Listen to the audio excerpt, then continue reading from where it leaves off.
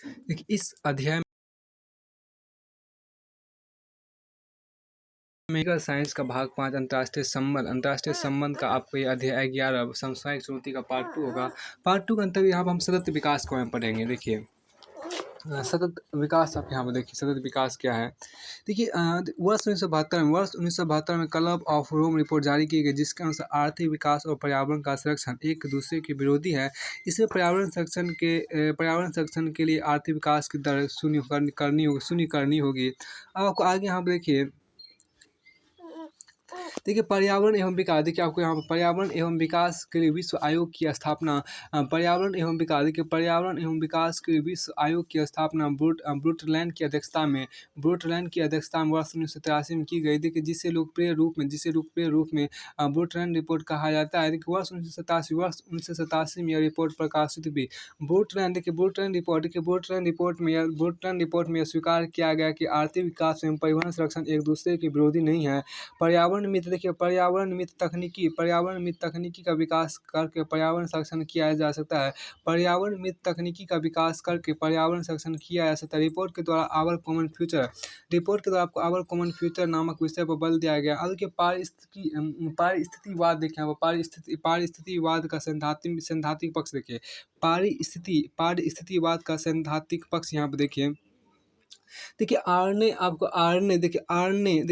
नेस के अनुसार पर्यावरणविद दो प्रकार के समूह में विभक्त हैं। गहन पारिस्थितिकी विज्ञान भी इन्होंने यही प्रतिपादित किया है, जिसमें पहला आपको ऊपरी पर्यावरणविद, जिसको बोलते ऊपरी अंग्रेजी में बोलते हैं शैलो पर्यावरणविद बोलते हैं। दूसरा होता है गहन डीप पर्यावरणविद बोलते हैं। देखिए इन दोनों में अंतर केवल सैद्धांतिक स्तर पर करना ही है संभव है, व्यवहारिक स्तर पर नहीं है। अब पर्यावरणविद की इस तर्क को हमारे इस प्राकृतिक स्रोत सीमित है। आप यहाँ देखिए क्या पर्यावरणविदों के इस तर्क को हमारे प्राकृतिक स्रोत, देखिए पर्यावरणविदों के इस तर्क को हमारे प्राकृतिक स्रोत सीमित है और वे समाप्त हो जाएंगे को अर्थशास्त्री प्रौद्योगिकीविद स्वीकार नहीं करते। इसी आधार पर club of Rome report the limit to growth की आलोचना की गई है। देखिए पीटर सिंगर नामक विचारक ने अपनी रचना एनिमल लिबरेशन 1975 में सभी पशुओं से समान व्यवहार करने पर बल दिया है। रीगन ने अपनी पुस्तक the case for animal right में स्तनपायी पशुओं को अधिकार देने की वकालत की है। आप यहाँ देखिए थॉमस माल्थ्यूस,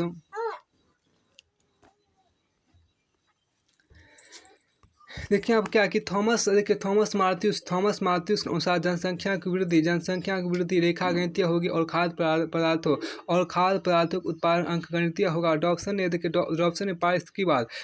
ने पारिस्थितिवाद विचारधारा को दो भागों में विभाजित किया, जिसमें पहला आपके यहाँ अधिकतमवाद, दूसरा है अधिकतमवाद, दूसरा आपको अल्पमतवाद है। देखिए अधिकतमवाद इस राजनीतिक विचारधारा को परिभाषित करते हुए उसे संगठित और संकीर्ण स्वरूप प्रदान करते हैं। दूसरा अल्पमतवादी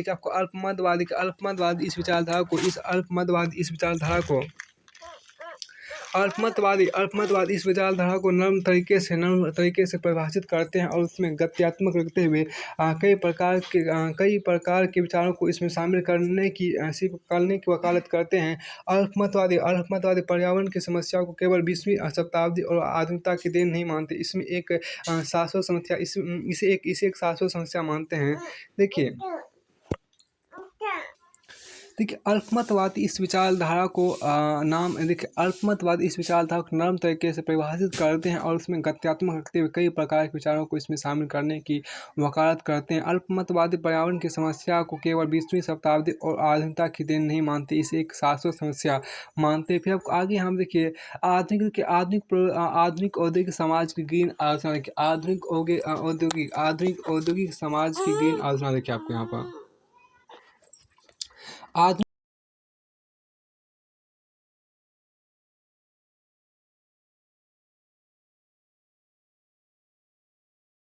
ब्यूटीफुल, स्मॉल इज ब्यूटीफुल में लिखा है कि आधुनिक औद्योगिक व्यवस्था जिस आधार पर टिकी है वो अपने अतिवाद दृष्टिकोण से उसे ही समाप्त कर रही है। ग्रीन विचार, देखिए ग्रीन विचारधारा विकसित राष्ट्रों द्वारा तेजी से की जा रही पर्यावरण आंदोलन की आलोचना करती है। और देखिए देखिए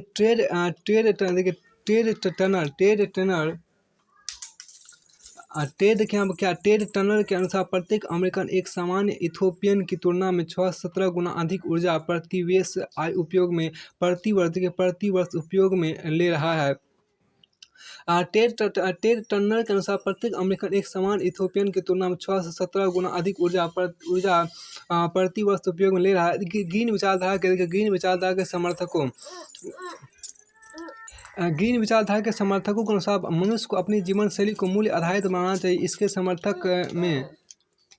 इसके समर्थन में उनके द्वारा महात्मा गांधी कथन पृथ्वी के पास इतना है कि वह पूरी मानव जाति की आवश्यकता को पूरा कर सके, लेकिन इतना नहीं है कि वह एक व्यक्ति के लालच को भी पूरा कर सके। हाँ देखिए, इसके समर्थन उसने महात्मा गांधी के कथन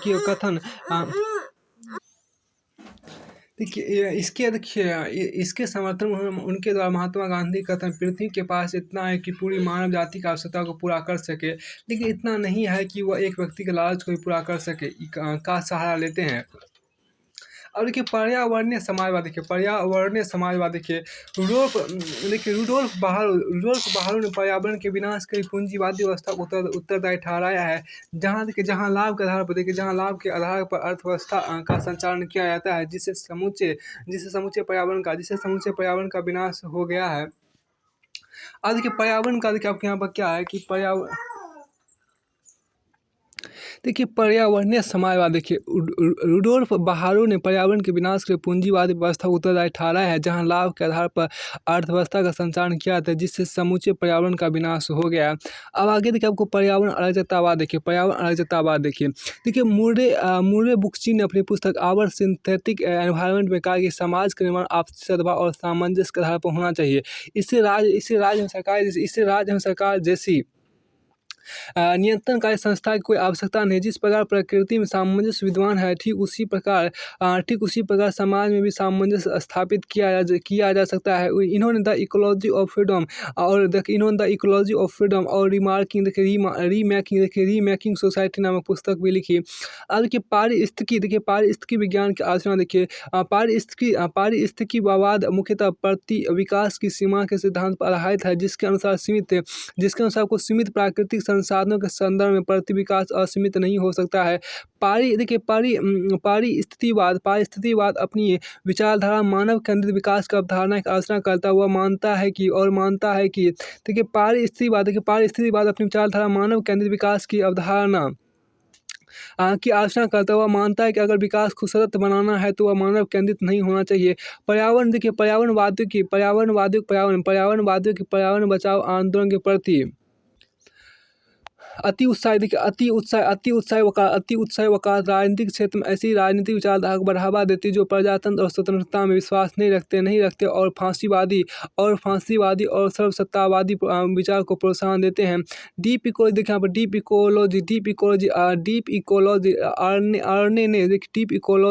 अर्नेनेस ने सतही पारिस्थितिकी एवं डीप इकोलॉजी के मतभेद का।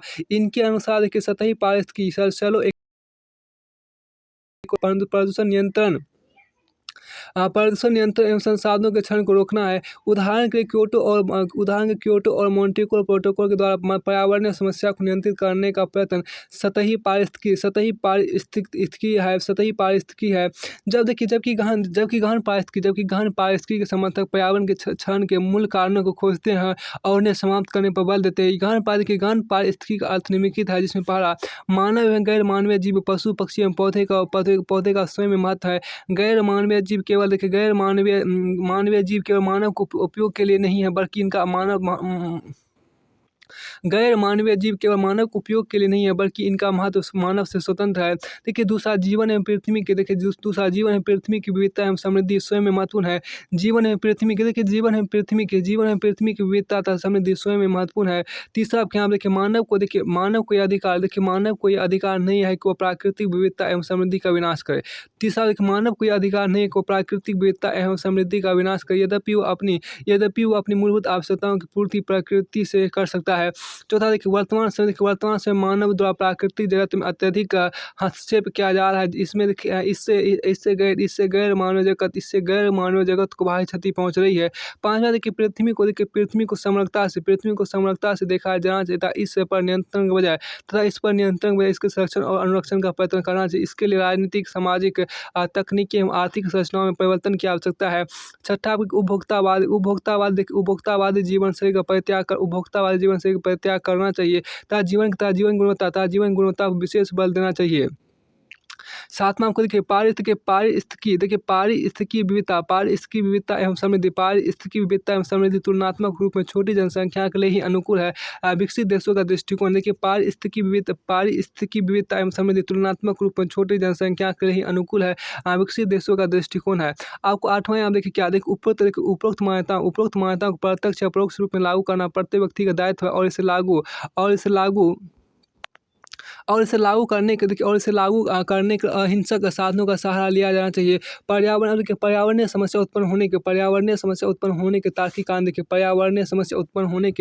तार्किक कारण आप यहाँ देखिए। तो पर्यावरणीय समस्या उत्पन्न होने के तार्किक कारण देखिए सबसे पहले आपका देखिए पारिस्थितिकी दृष्टिकोण के अनुसार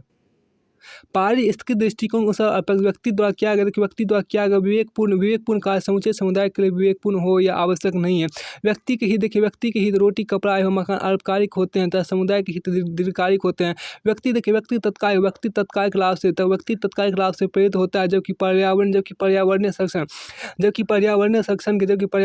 संरक्षण के दीर्घकालिक उपायों की आवश्यकता होती है। अब देखिए परंपरागत उदारवादी अर्थव्यवस्था में परंपरागत उदारवादी अर्थशास्त्र में तात्कालिक लाभों पर बल दिया गया, जबकि पर्यावरणीय संरक्षण के दीर्घकालिक प्रयत्न आवश्यक होते हैं।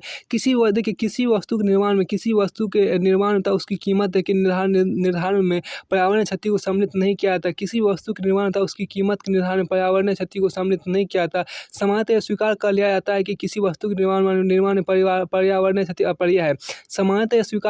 किसी वस्तु के निर्माण में पर्यावरणीय क्षति अपरिहार्य है। देखिए पर्यावरणीय समस्या का प्रभाव अत्यधिक जटिल होता है, क्योंकि पहले की पीढ़ी के द्वारा की गई क्षति का भुगतान आने वाली पीढ़ी को करना होता है। अतः पर्यावरणीय प्रदूषण करने वाले व्यक्ति उसके परिणाम को भुगते हैं यह आवश्यक नहीं है। जैसे वर्तमान विश्व में ग्रीन हाउस गैसों का सर्वाधिक उत्सर्जन विकसित देश कर रहे हैं, जबकि उसका सबसे बड़ा कुप्रभाव विकासशील देशों पर पड़ रहा है। अब देखिए ग्लोबल कॉमर्स देखिए आपको यह वैश्विक धरोहरों का संरक्षण है।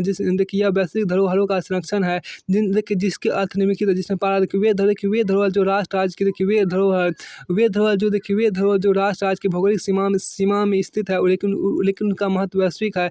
जैसे मलेशिया एवं ब्राजील के वर्षा बनता हिमालय के ग्लेशियर।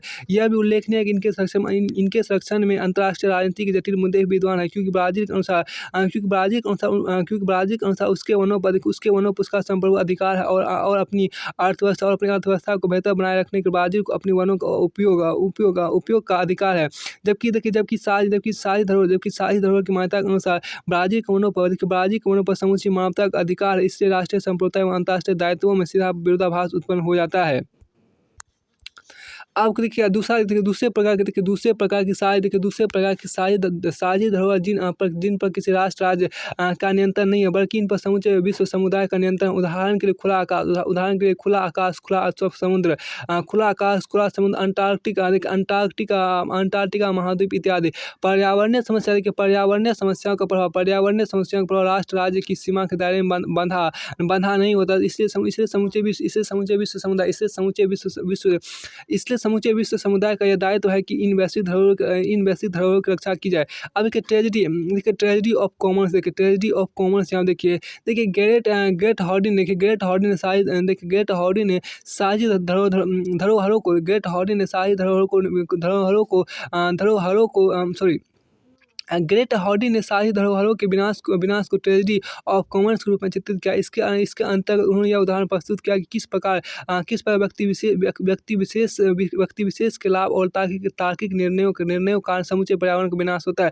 उन्होंने समुद्र मछली मारने के उदाहरण को प्रस्तुत करते हुए कहा कि बेहतर होता तकनीकी और व्यक्ति के लाभ की आकांक्षा ने वैश्विक धरोहरों को देखिए बेहतर उन्होंने समुद्र में मछली मारने के उदाहरण को प्रस्तुत करते हुए कहा कि बेहतर होती तकनीकी और व्यक्ति के लाभ की आकांक्षा ने वैश्विक धरोहरों की खतरा उत्पन्न कर दिया है। परिणाम से व्यक्ति की आजीविका और पारिस्थितिकी दोनों पर खतरा उत्पन्न हो गया है। अब देखिए पर्यावरणीय समस्या के प्रति विभिन्न दृष्टिकोण आप यहाँ पर देखिए पर्यावरणवादी दृष्टिकोण यथार्थवादी का उदारवादी मार्क्सवादी स्पिन है। पर्यावरणवादी दृष्टिकोण यथार्थवादी का उदारवादियों एवं मार्क्सवादियों से भिन्न है। यथार्थवादियों के अनुसार अंतर्राष्ट्रीय राजनीति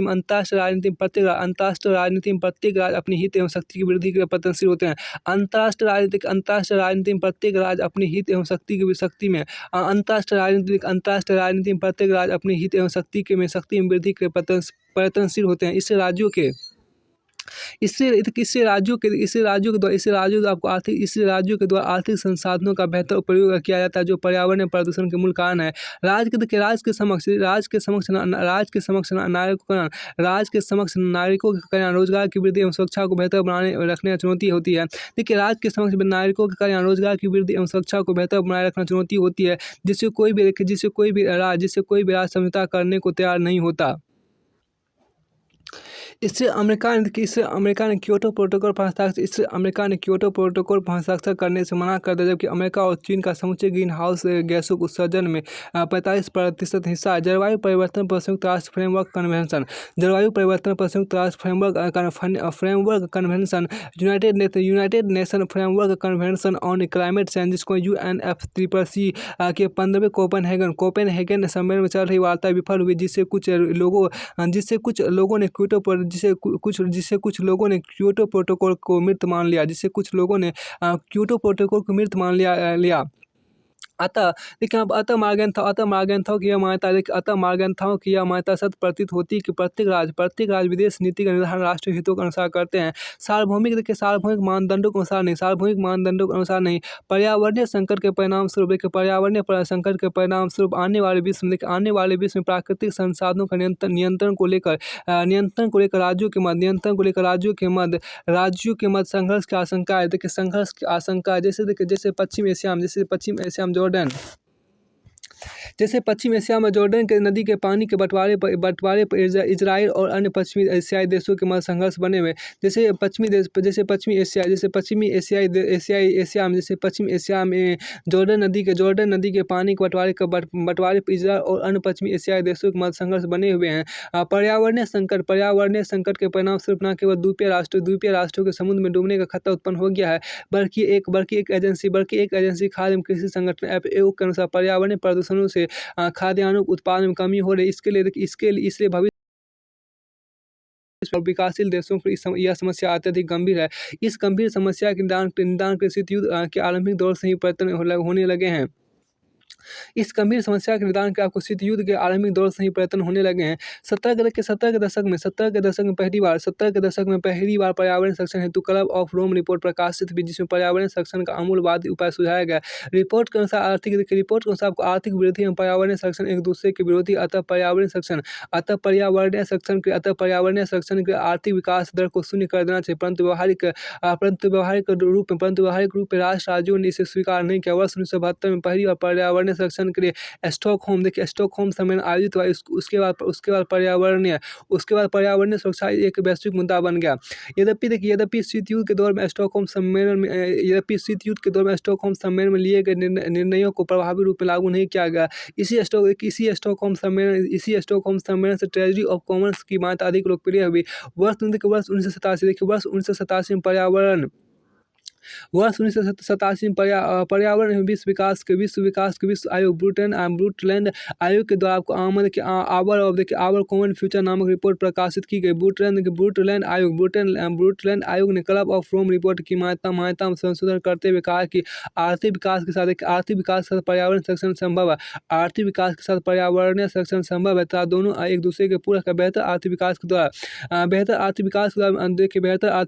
द्वारा ही पर्यावरण संरक्षण संभव है। इसे व्यवहारिक रूप में सतत विकास भी कहा गया है। अब देखिए शीत युद्धोत्तर विश्व एवं पर्यावरण संरक्षण शीत युद्धोत्तर विश्व एवं पर्यावरण संरक्षण आप देखिए यद्यपि यह उल्लेखनीय है कि वर्ष 1987 में पर्यावरण को सुरक्षित करने के लिए मॉन्ट्रियल प्रोटोकॉल पर हस्ताक्षर हुए जिसके माध्यम से ओजोन परत की रक्षा के लिए समझौता किया गया था। उन गैसों कटौती पर सहमति जताई गई जिनसे ओजोन परत का विनाश होता है। परंतु पर्यावरण संरक्षण की दिशा में सर्वाधिक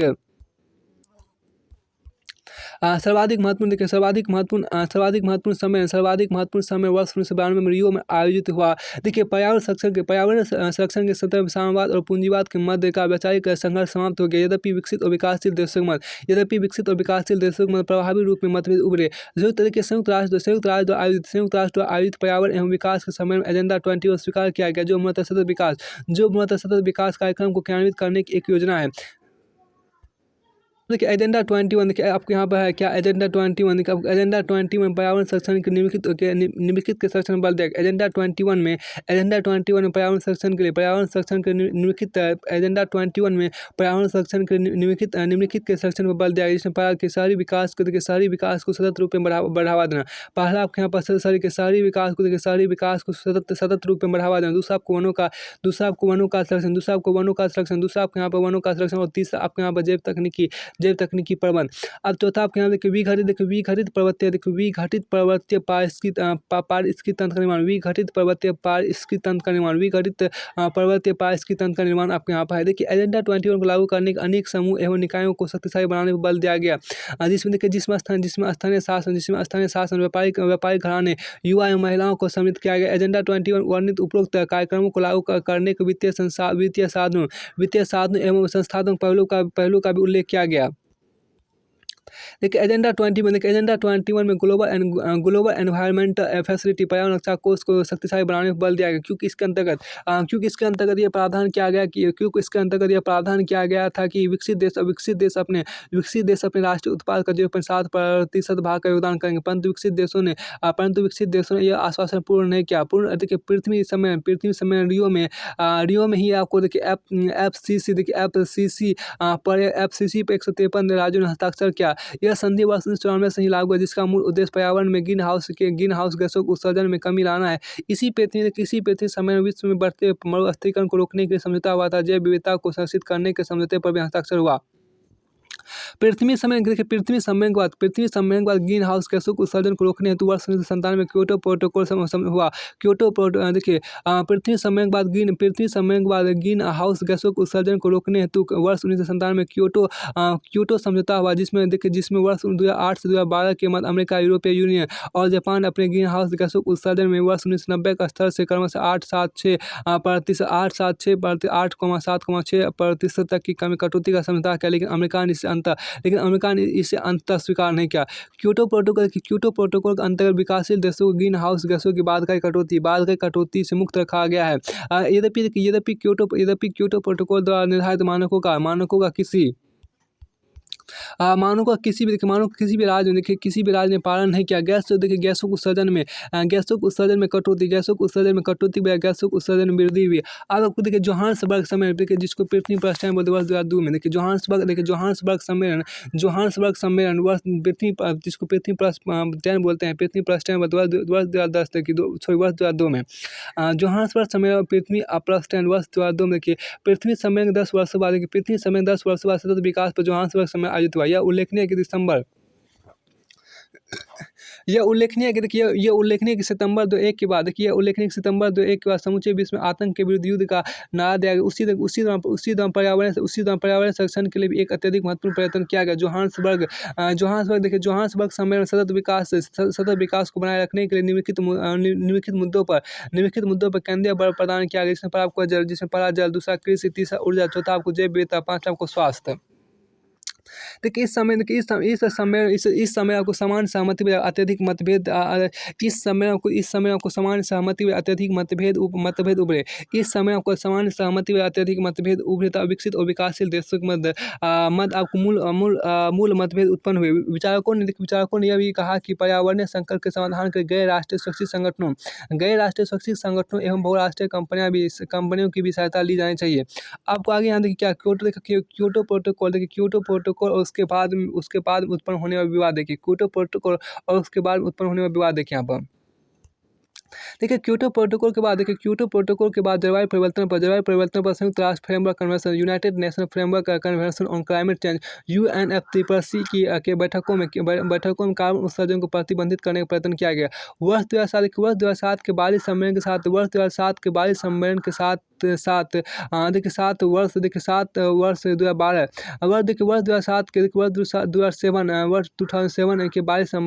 वर्ष 2012 के बाद गैसों के उत्सर्जन को नियमित करने के लिए क्योटो प्रोटोकॉल के विकल्प पर भी चर्चा होने लगी।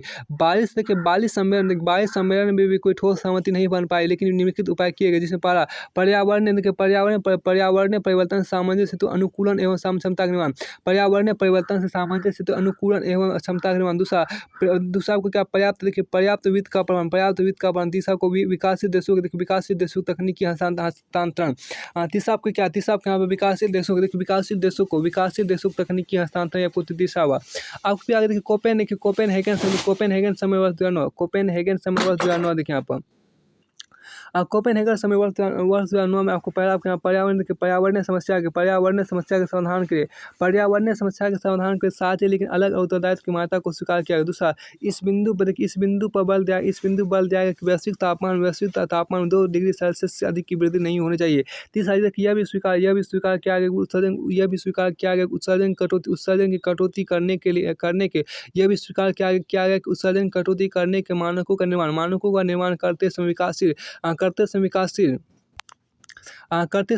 देशों को अधिक समय दिया जाएगा और विकासशील देशों के सामाजिक आर्थिक विकास तथा गरीबी निवारण को प्राथमिकता दी जाएगी। चौथा क्या देखिए अति पिछड़े देशों एवं छोटे द्वीपीय देशों की विशेष सहायता का समर्थन लिया गया। विकासशील देशों की इस मांग को स्वीकार किया गया कि उन्हें घरेलू उद्योगों के संदर्भ में कटौती की बाध्यता नहीं होगी, लेकिन उन उद्योगों में जिन्हें अंतर्राष्ट्रीय वित्त तथा तकनीकी सहायता प्राप्त है, उत्सर्जन कटौती को स्वीकार करना पड़ेगा। पाँचवें विकासशील देशों को वर्ष 2010-2012 के मध्य $30 बिलियन की सहायता दी जाएगी। वर्ष 2020 तक आपको $100 बिलियन वार्षिक सहायता विकासशील देशों को प्राप्त होगी। विकासशील देशों को वर्ष 2010-2012 के मध्य आपको $30 बिलियन की सहायता दी जाएगी। वर्ष छठा देखिए इस समय प्रमाण करता है विकासशील देशों का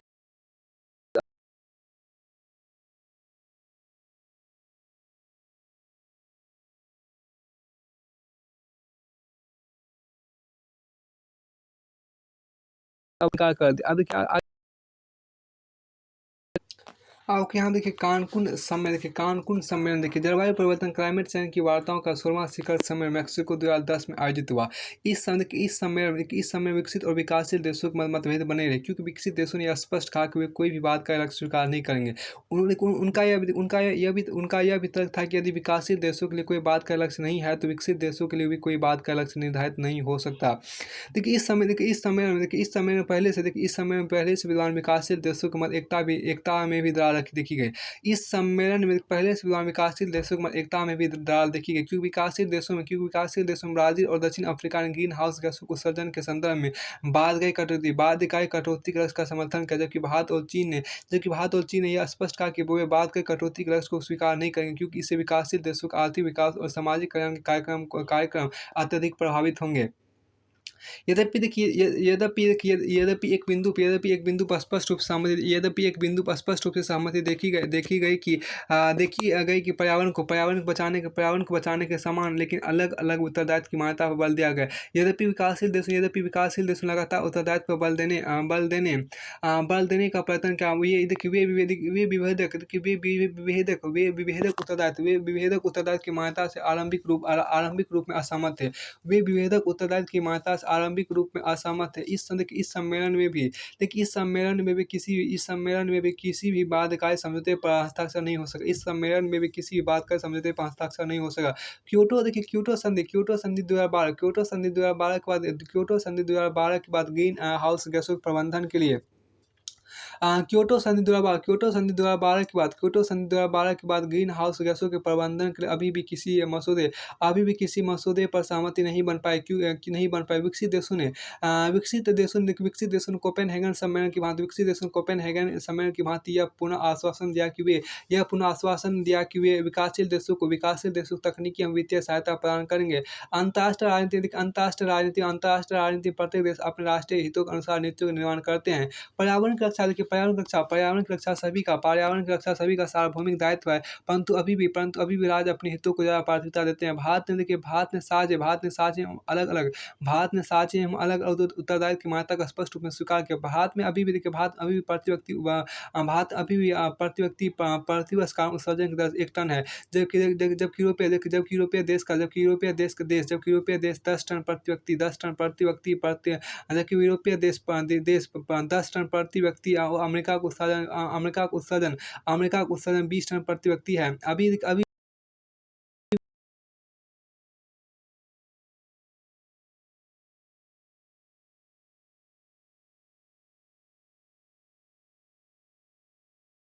हुए अ,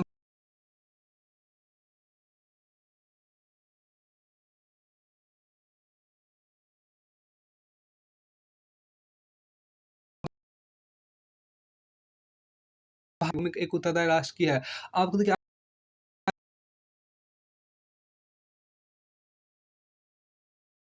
हरित ऊर्जा आपके आगे देखिए हरित ऊर्जा पर्यावरण की समस्या के समाधान के रूप में बेहतर विकल्प देखिए हरित ऊर्जा पर्यावरण की समस्या के समाधान के रूप में बेहतर विकल्प देखिए यहाँ पर देखिए पर्यावरण की समस्या के समाधान के स्वच्छ ऊर्जा पर्यावरण की समस्या के समाधान के स्वच्छ ऊर्जा तकनीक की आवश्यकता होती है। जुलाई 2009 में आपको 17 बड़े आर्थिक देशों का सम्मेलन आयोजित हुआ, जिसमें पर्यावरण संरक्षण पर अलग से बल प्रदान किया गया। पर्यावरण संरक्षण के स्वच्छ ऊर्जा तकनीक का अत्यधिक आवश्यक है। देखिए स्वच्छ ऊर्जा तकनीक के संदर्भ में एक वैश्विक सहभागिता के निर्माण का प्रयत्न किया गया, जिससे ऐसी तकनीकी का विकास किया जा सके जो ग्रीन हाउस गैसों का कम उत्सर्जन करे। इस संदर्भ में इस संदर्भ में इस संदर्भ निम्न देशों ने इस संदर्भ में निम्न देशों ने इस संदर्भ में निम्न देशों ने निम्नलिखित क्षेत्रों में पहल की, जिसमें पहला आपको अमेरिका ऊर्जा बचत में पहल की। अमेरिका ने ऊर्जा बचत में पहल की। दूसरा आपको यहाँ पे देखिए जर्मनी आपको सौर ऊर्जा के रूप में इटली और दक्षिण कोरिया आपको बेहतर बिजली निर्माण की ग्रिड। और चौथा ऑस्ट्रेलिया और इंग्लैंड आपको कार्बन का प्रयोग एवं भंडारण। पाँचवां को जापान और भारत आपको उच्च कुशलता युक्त निम्न कोयला और तकनीक है। छठा आपको ब्राज़ील और इटली आपको जैव ऊर्जा में। और सातवां को जर्मनी डेनमार्क और इसमें पवन ऊर्जा में आपको सहयोग किया। फिर देखिए बोन में पर्यावरण पर आयोजित सम्मेलन दिसंबर 2009 में आयोजित कोपेनहेगन वार्ता के संदर्भ में विचार किया गया। ये आशा व्यक्त की गई कि वर्ष 2012 तक क्योटो प्रोटोकॉल के स्थान पर ग्रीन हाउस गैसों को नियंत्रित करने की नई संधि पर समझौता होगा। क्योटो प्रोटोकॉल समझौते की अवधि वर्ष 2012 में समाप्त होगी, लेकिन बोन बैठक में कोई विशेष परिणाम नहीं आ सका, क्योंकि विकासशील देशों की चिंताएं अभी भी कायम है। विकसित देशों ने अपने दायित्वों का पालन नहीं किया था। विकासित देशों के अनुसार देखिए विकासित देशों के अनुसार विकसित देशों ने अभी तक विकासित देशों के अनुसार देखिए विकासित देशों के अनुसार विकासित देशों के अनुसार विकसित देशों ने अपने दायित्वों का पालन अभी विकासित देशों के अनुसार विकसित देशों ने अपने दायित्वों का पालन नहीं किया था। विकासित देशों को तकनीकी और आर्थिक सहायता अभी भी प्राप्त नहीं हो रही है। सम्मेलन में चीन और भारत जैसे विकासित देशों ने इस बिंदु पर बल दिया कि विकासशील देश पर किसी भी उत्सर्जित लक्ष्य किसी भी उत्सर्जनक देखिए आपको क्या एक बार फिर से देखिए विकासशील देशों के अनुसार विकसित देशों ने अपने दायित्वों का पालन नहीं किया था। विकासशील देशों को तकनीकी और आर्थिक सहायता अभी भी प्राप्त नहीं हो रही है। सम्मेलन में चीन और भारत जैसे विकासशील देशों ने इस बिंदु पर बल दिया कि विकासशील देश किसी भी उत्सर्जन लक्ष्य इमिशन टारगेट पर हस्ताक्षर नहीं करेंगे जब तक विकसित देश वर्ष 2020 तक ग्रीन हाउस गैसों के उत्सर्जन में वर्ष 2090 के स्तर में 40% कटौती नहीं करेंगे।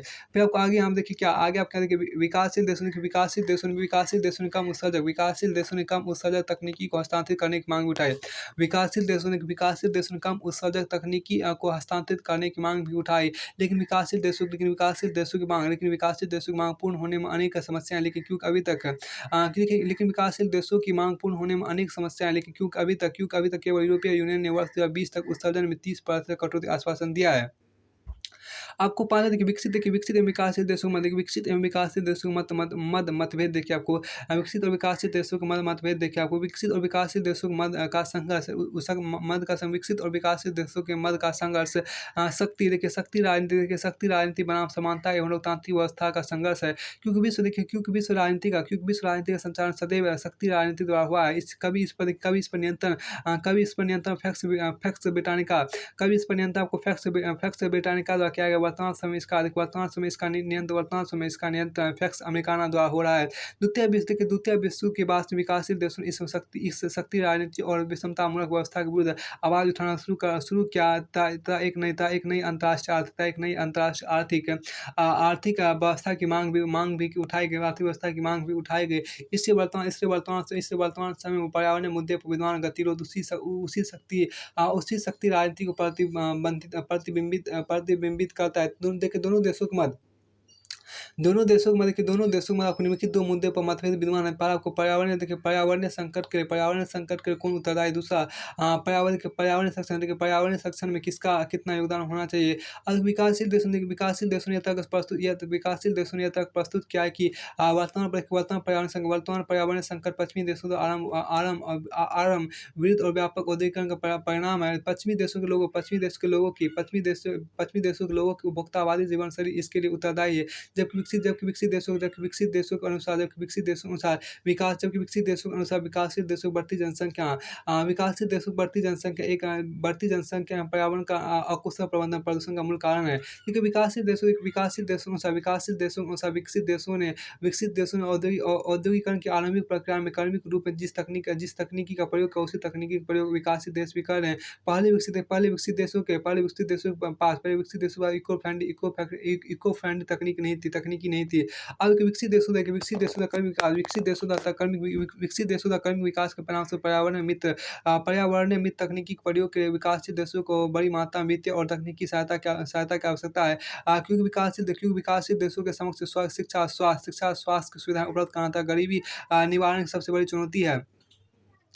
इसके अतिरिक्त निम्नलिखित मुद्दे पर मतभेद विद्वान है। जिसमें पहला आपको तकनीकी हस्तांतरण जिसमें आपको यहाँ पर तकनीकी हस्तांतरण आपको यहाँ पर है। तकनीकी हस्तांतरण देखिए आपको यहाँ पर तकनीकी हस्तांतरण तकनीकी हस्तांतरण पहला पॉइंट वर्ष 1990 आपके यहाँ पर क्या है वर्ष 1990 देखिए वर्ष 1970 के दशक से विकासशील देश तकनीकी हस्तांतरण की मांग उठा रहे थे। लेकिन विकसित देश तकनीकी हस्तांतरण के समर्थक नहीं लेकिन विकसित देश तकनीकी हस्तांतरण के समर्थक नहीं है। अधिकांश तकनीकी आविष्कार विकसित देशों द्वारा ही होता है। यह उल्लेखनीय है कि वर्तमान बौद्धिक अधिकारों के युग में यह उल्लेखनीय अधिकांश देखिए यह उल्लेखनीय है कि वर्तमान बौद्धिक अधिकारों के युग में बौद्धिक अधिकारों के युग ट्रिप्स में तकनीकी हस्तांतरण मुद्दा और भी जटिल हो चुका है। तो यह तथा तकनीकी आयात करने की लागत भी अत्यधिक है, जिसका भार वहन करने में जिसका भार वहन करने तक विकासशील देश अक्षम है। अब आपको देखिए क्षमता निर्माण यहाँ देखिए विकासशील देशों के अनुसार विकसित देशों को उनकी आर्थिक सहायता करनी चाहिए। विकसित देशों को उनकी आर्थिक सहायता करनी चाहिए, जिससे विकासशील देश सामाजिक कल्याण के उपायों का सामाजिक कल्याण जिससे आपको देखिए विकासशील देशों के अनुसार विकसित देशों को उनकी आर्थिक सहायता करनी चाहिए, जिससे विकासशील देश सामाजिक कल्याण के उपायों को प्रभावी रूप में लागू कर सके तथा मानवीय संसाधनों के विकास से समर्थ हो सके। परंतु विकसित देश पर्यावरणीय मानकों के आधार पर विकासशील देशों के निर्यात को हतोत्साहित करते हैं। अब विकसित देश आपको विकासशील देशों के सस्ते श्रम को प्रतिसंधित करने के पर्यावरणीय मानकों का प्रयोग करते हैं। विकसित देश विकासशील देशों के सस्ते श्रम को प्रतिसंधित करने के पर्यावरणीय मानकों का प्रयोग करते हैं। क्योंकि अधिक विकसित देश तकनीकी रूप में असंपन्न है, तो विकासशील देशों में श्रम सस्ता है और विश्व जनसंख्या का लगभग 75% विकासशील देशों में है। अब एक वित्तीय सहायता का मुद्दा देखिए। पर्यावरणीय असंतुलन को नियंत्रित करने के लिए पर्यावरणीय संरक्षण कोष के निर्माण का प्रस्ताव किया गया। विकसित देशों ने आश्वासन दिया कि वे अपनी राष्ट्रीय आय का 0.7% भाग का योगदान करेंगे, लेकिन विकसित देशों ने इस आश्वासन का भी पूर्ण नहीं किया, जिससे स्पष्ट है कि विकसित देश पर्यावरणीय संरक्षण के प्रति प्रतिबद्ध नहीं है। वर्ष 2008 में आई वैश्विक आर्थिक मंदी का बहाना बनाकर विकसित देशों ने अपना योगदान इस कोष के लिए नहीं किया। यद्यपि जलवायु परिवर्तन कोपेनहेगन सम्मेलन के दौरान विकसित देशों ने एक निश्चित राशि प्रदान करने का आश्वासन दिया। आपको आगे देखिए आपके यहाँ पर देखिए प्राकृतिक संसाधनों का मुद्दा देखिए। विकासशील देशों के अनुसार उनके प्राकृतिक संसाधनों विकसित देशों का स्वामित्व है। देखिए विकासशील देशों के अनुसार उनके प्राकृतिक संसाधन विकसित देशों का स्वामित्व है। उदाहरण के ब्राजील के वन और मलेशिया के वर्षा वनों पर पहला अधिकार इन देशों का था, तो इसका प्रयोग भी अपनी प्राथमिकता और हितों के अनुसार करेंगे। विकासशील देशों निर्यात बड़ी मात्रा में इस प्राकृतिक धरोहर पर निर्भर है, जबकि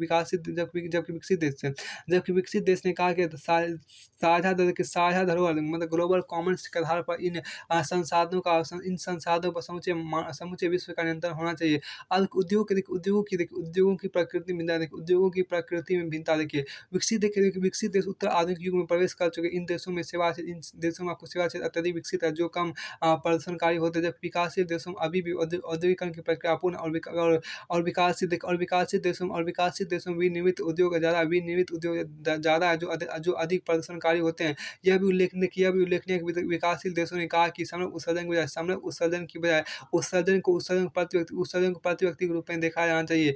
विकसित देशों का प्रति व्यक्ति उत्सर्जन अत्यधिक है। विकासशील देशों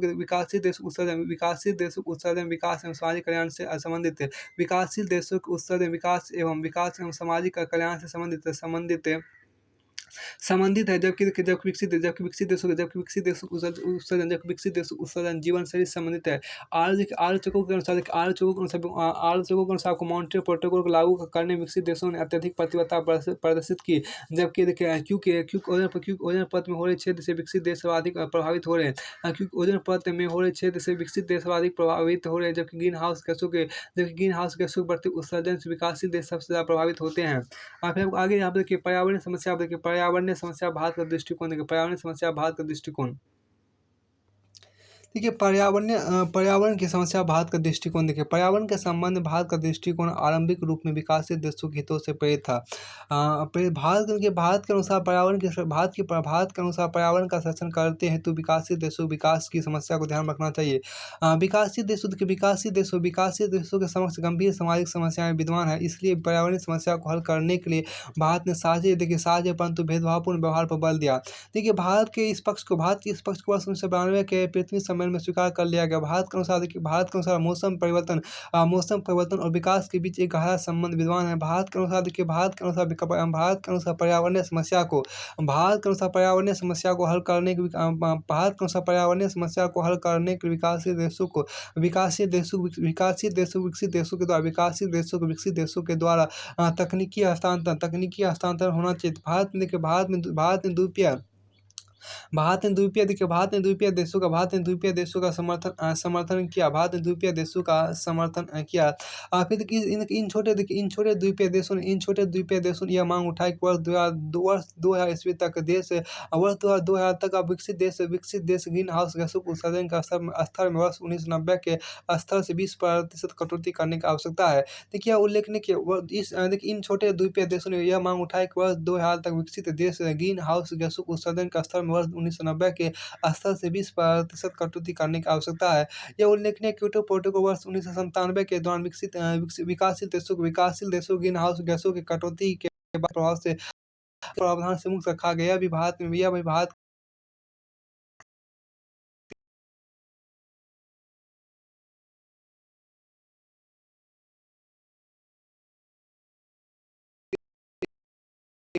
विकसित और विकासशील देशों के बीच सख्त विभाजन करने, जबकि परंपरागत रूप में भारत ने विकसित और विकासशील देशों की श्रेणियों को सदैव विभाजित करने का प्रयत्न किया। वर्ष 2009 ब्राजील, चीन, भारत एवं दक्षिण अफ्रीका ने यह घोषणा की कि वे ग्रीन हाउस गैसों की स्वयं एक तरफा कटौती करेंगे। भारत ने यह भी कहा कि वर्ष 2020 तक भारत अपने ग्रीन हाउस गैसों का स्तर को वर्ष 2005 के स्तर तक लाएगा। फिर आपको आगे यहाँ पर है देखिए, ब्राज़ील, दक्षिण अफ्रीका देखिए, ब्राज़ील, दक्षिण अफ्रीका, भारत एवं चीन, ब्राज़ील, दक्षिण अफ्रीका, भारत एवं चीन, जिसको अंग्रेजी में बोलते हैं बेसिक, BASI की बेसिक का आपस में सहयोग यह प्रदर्शित करता है कि ये देश अन्य छोटे विकासशील देशों से अलग है। भारत ने यह भी संकेत दिया कि वह ग्रीन हाउस गैसों की बात कर कटौती के समझौते पर विचार कर सकता है। यह भारत के परिवर्तित दृष्टिकोण का उदाहरण है। भारत स्वयं को उत्तरदायी राज्य के रूप में प्रस्तुत कर रहा है। भारत इस समय विश्व की उभरती महाशक्तियों में से एक है तथा चीन अमेरिका के बाद ग्रीन हाउस गैसों का उत्सर्जन करने वाला तीसरा सबसे बड़ा देश है। भारत के आर्थिक विकास को देखते हुए भविष्य में भारत का उत्सर्जन बढ़ेगा, इसलिए भारत अपने वैश्विक दायित्वों का भी निर्वाह कर रहा है। इसके अतिरिक्त पर्यावरणीय परिवर्तन से निपटने के वर्ष 2008 में भारत द्वारा मौसम परिवर्तन को राष्ट्रीय कार्य योजना का निर्माण किया गया। मौसम परिवर्तन की राष्ट्रीय कार्य योजना का निर्माण किया गया। फिर तक इस योजना में निम्नलिखित 8 केंद्रीय राष्ट्रीय मिशनों की पहचान इस योजना में निम्नलिखित 8 केंद्रीय राष्ट्रीय मिशनों की स्थापना की गई, पहचान की गई, जिसमें राष्ट्रीय सौर ऊर्जा मिशन, जिसका उद्देश्य सौर ऊर्जा के उत्पादन के द्वारा विकास को बढ़ाना है। दूसरा को वृद्धिगत ऊर्जा कुशलता का राष्ट्रीय मिशन, जिसके द्वारा वर्ष 2012 तक 10,000 मेगावाट बिजली बचाने का लक्ष्य रखा गया। तीसरा को राष्ट्रीय जल मिशन, जिसके द्वारा जल संसाधनों के संरक्षण पर बल दिया गया है। चौथा आपको देखिए हिमालय पारिस्थितिकी के सतत विकास का राष्ट्रीय मिशन, हिमालय पारिस्थितिकी के सतत विकास का राष्ट्रीय मिशन, जिसके द्वारा हिमालय क्षेत्रों में जैव विविधता तथा वृक्ष लगाने पर बल दिया गया है। पांचवा ग्रीन इंडिया का राष्ट्रीय मिशन, इसके द्वारा भारत ने वर्तमान वन क्षेत्र के 23% भाग को बढ़ाकर 33% करने का लक्ष्य रखा गया। छठा गया कृषि के सतत विकास का राष्ट्रीय मिशन, जिसके द्वारा मौसम परिवर्तन के दौर में कृषि उत्पादन को बढ़ावा देना है। कृषि के सतत विकास का राष्ट्रीय मिशन, जिसके द्वारा मौसम परिवर्तन के दौर में कृषि उत्पादन को बढ़ावा देना है। सातवां को मौसम परिवर्तन के सामरिक ज्ञान का राष्ट्रीय मिशन, जिसके द्वारा मौसम परिवर्तन की बेहतर समझ पर बल दिया गया है तथा नए वैज्ञानिक अनुसंधान पर बल दिया गया। आपको आठवां यहाँ पर देखिए, आप क्या कि सतत आवास का राष्ट्रीय मिशन, जिसके द्वारा शहरी नियोजन की ऊर्जा संरक्षण पर बल दिया गया। देखिए सतत आवास का राष्ट्रीय मिशन, जिसके द्वारा आपको शहरी नियोजन की ऊर्जा संरक्षण पर बल दिया गया। भारत के समक्ष दोहरी चुनौतियां विद्यमान है, क्योंकि क्योंकि एक और पर्यावरण संरक्षण को क्योंकि एक और पर्यावरण संरक्षण को बेहतर बनाना तथा सतत विकास को बढ़ावा देना, तो दूसरी ओर आपको सामाजिक आर्थिक विकास का लक्ष्य भी प्राप्त करना है। एक विशाल और शक्तिशाली देश को एक विशाल और शक्तिशाली देश को अपने वैश्विक दायित्वों को भी पूर्ण करना था। भारत में सामाजिक न्याय की स्थापना करना है। देखिए भारत में जारी विकास समाज के सभी वर्गों के उपलब्ध होना चाहिए। भारत में जारी विकास समाज के सभी वर्गों को उपलब्ध होना चाहिए और सतत विकास को बढ़ावा देने की आवश्यकता है। क्योंकि मौसम परिवर्तन आपको सामाजिक आर्थिक समस्याओं को भी बढ़ाता है। क्योंकि मौसम परिवर्तन सामाजिक आर्थिक समस्याओं को भी बढ़ाता है। मौसम परिवर्तनों से खाद्य सुरक्षा भी प्रभावित होता है। मौसम परिवर्तनों से खाद्यान्न सुरक्षा भी प्रभावित होता है। फिलहाल देखिए इसको यहीं तक रखें।